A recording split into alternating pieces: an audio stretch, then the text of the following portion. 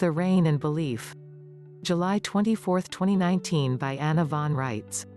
Tonight I have listened to the second segment of Kurt Kallenbach's seminar, where Darwin Meets God, and I must say, it is stimulating a lot of thought and connections with other associated material, ecclesiastical and otherwise, because he is discussing what in Admiralty terms are bridges, think Roman Pontiff, and bars, as in barriers. As I have been listening intently to this 2-hour-long discussion, I have been aware that the rain is pelting down in gentle sheets outside. Finally, the drought of summer 2019 in Alaska is ended. I must admit it is a relief to relax my mental focus and let the sound of rain on the roof and dripping from the eaves enter my consciousness more fully. Rain after drought. Love after hate. All the schemes and dreams of men are, in this day and age, being exposed like the skeleton of a whale on the beach long after the flesh is gone. Now that all the jurisdictions have been explored and the basics of the overarching architecture of the world trust are clear, the dynamics of belief are also shoving over the horizon. Some of it is ridiculous in modern terms and would be deeply disturbing if one had cause to contemplate the logical implications of continuing such practices and claims.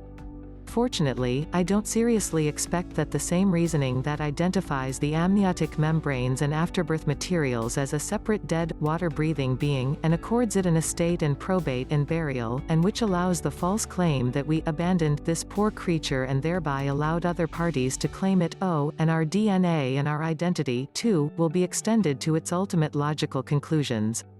If it were, a bit of urine, poop, fingernail clippings, abandoned hairs from our heads and other parts, a carelessly discarded snot rag, a used band-aid, even a fingerprint, all of which contain our DNA and substance could be used to front similar claims.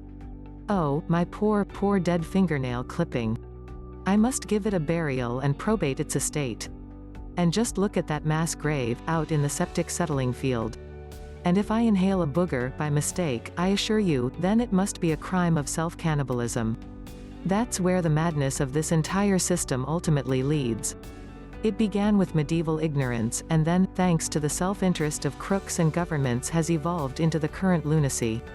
Still, the rain is pouring down outside, drenching the dust settled deep on the earth, relieving the dying birch trees, sweeping aside the fires that have devastated the vast public forests on the Kenai Peninsula like a magic wand. Rain, rain at last.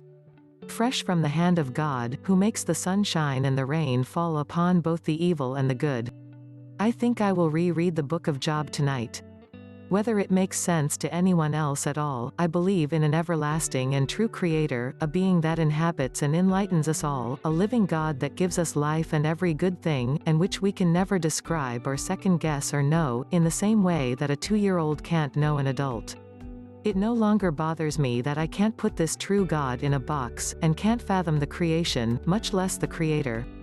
I am content to accept that I am made part of it all, that I am blessed, and that I am loved and cared for and guided, and that the rain comes and goes.